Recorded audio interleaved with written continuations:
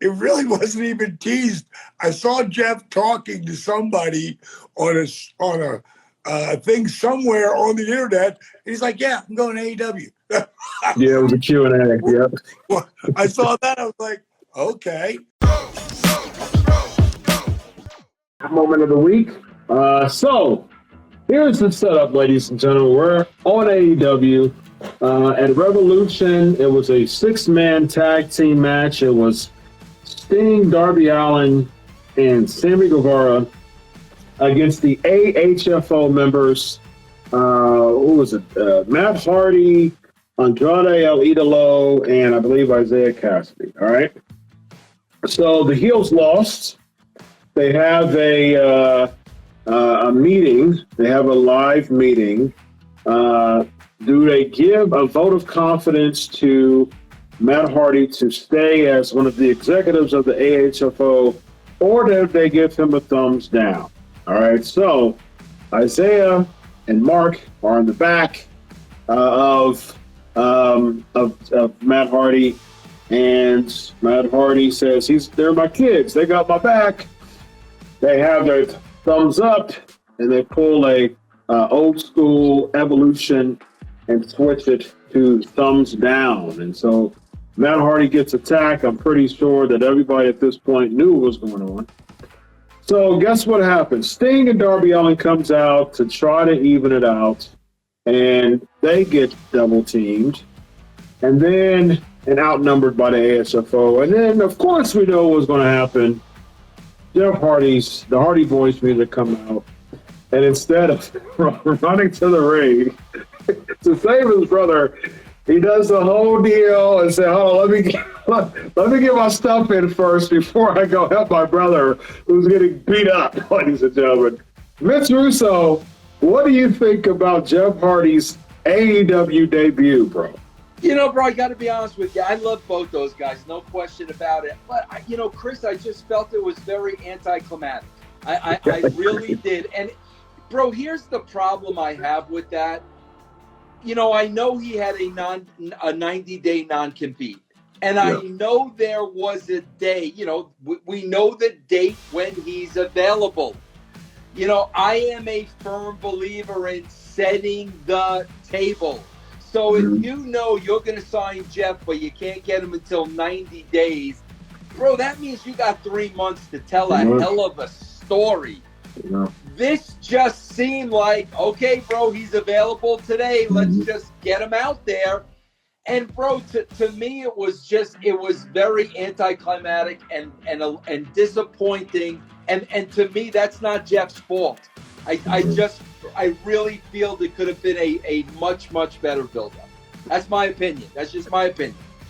Yeah, they weren't even they weren't even teasing any kind of babyface turn from Matt Hardy at all. And then all of a sudden, he gets a vote of confidence.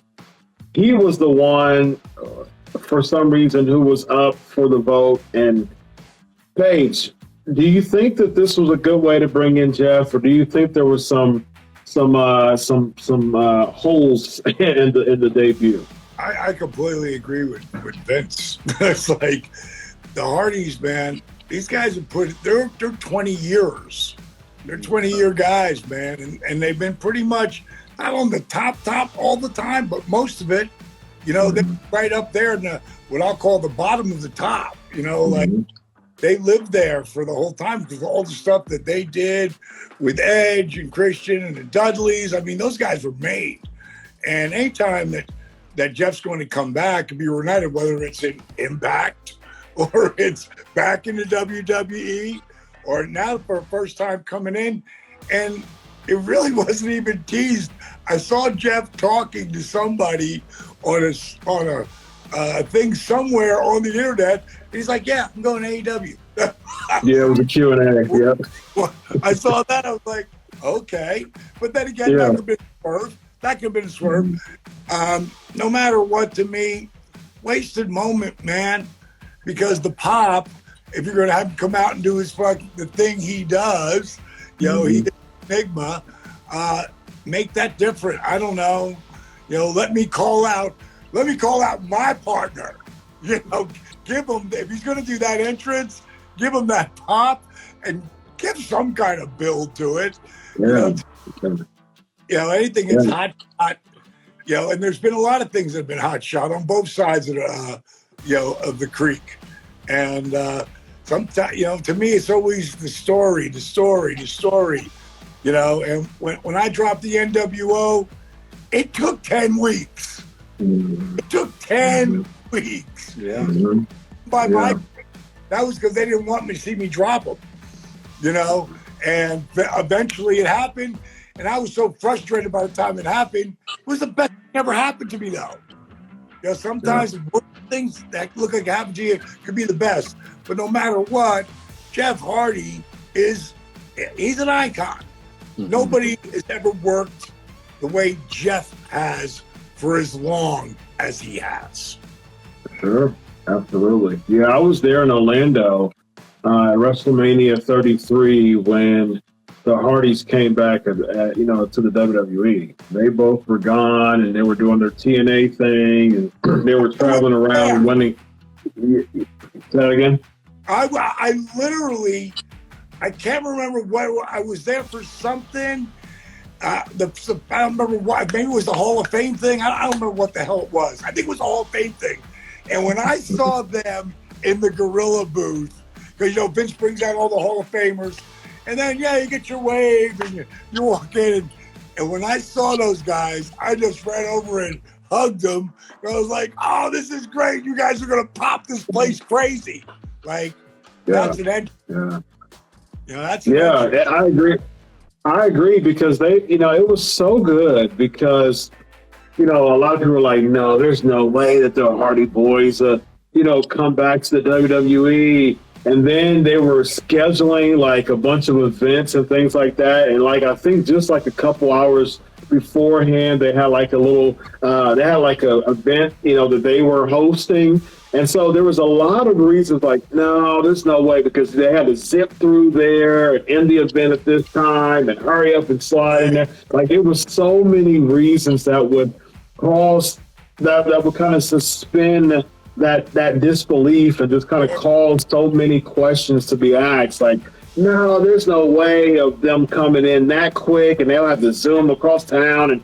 And then it's crazy because I was there doing media, and when the New Day came out and people thought that they were going to be the team, and then they were like, no, there's another team. When that music came out, that had to be one, and I've watched every single WrestleMania. That was one of the biggest WrestleMania pops I've ever seen in my life. And being there too, I mean, if there was a roof, it would have exploded because that pop was thunderous in there. Whenever you don't see it coming, yes, made the RKO, the Diamond, yep, the Stone Cold Stunner, when you didn't see it coming, and then you hit, wow, jump people out of their seats, and that's what the moment could have been. The moment could have been, So they dropped the ball there. I agree. Good point. And I think I would have, if I would have booked it, I would have did a small, just little, based on even that segment right there. I would have tweaked it. I wouldn't have had Sting and Darby Allin come in and get beat up. They both were to the point that they got up on the apron and they were looking at the AHFO. They were looking at them face to face. They should have just stayed on the apron.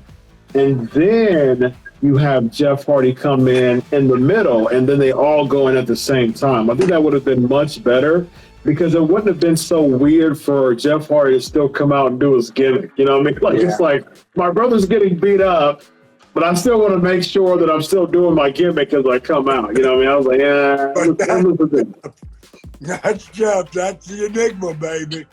How about the Stinger?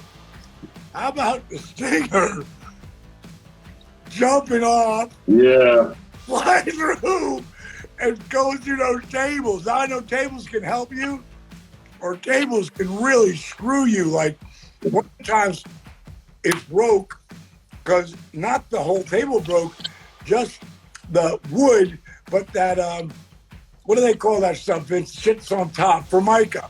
Yeah. And that Formica breaks, it cut thinly, 4 inches into his calf and 9 inches long. 10 inch. It was bad, man. When I saw him do that, I just text, "Are you okay, buddy?" Yeah, there was a video. Yeah, there was a video that went out of someone who was actually right next to Sting before he jumped out in the crowd, and you know they were chanting him and everything. And there was a video that was this close to Sting, and it was able to see like the view of him jumping off onto, I think it was Andrade that took the bump. And man, it was so far down, and like the camera at the pay-per-view didn't do the bump justice. It really didn't, because seeing that view from Sting's viewpoint, man, that was a big and long fall, man. I don't know if you see her, but there's those things, that don't look too bad. And then you get up there and you look down, you go, whoa, that's deep. You know? And that's how I was feeling for Sting. And I'm thinking, yeah, throw the other guy off. Throw the guy off. Right. But he did it. He's so caught up in the energy of those kids.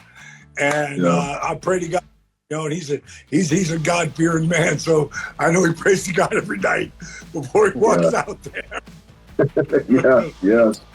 You got to give it up to him, man. He's you know, in a few weeks he'll be 63. He's 63 years old. You know, just in a few weeks, and it's like still jumping off. You know, doing 10 feet dives at 63.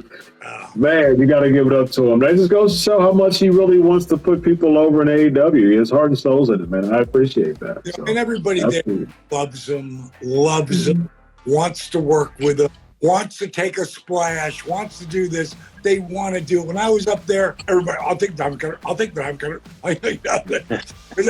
they were like, oh God, I'd love to take a Diamond Cutter. You know, it's like, so nice. It's just fun to watch him, you know, and I love that he's with my boy Darby. Because Darby, you know, he does my shit all day long, man. He does my workouts, and he's trying to get Sting to do it. And I always time I see him, I go, "I'm here when you're ready, boss." Nice.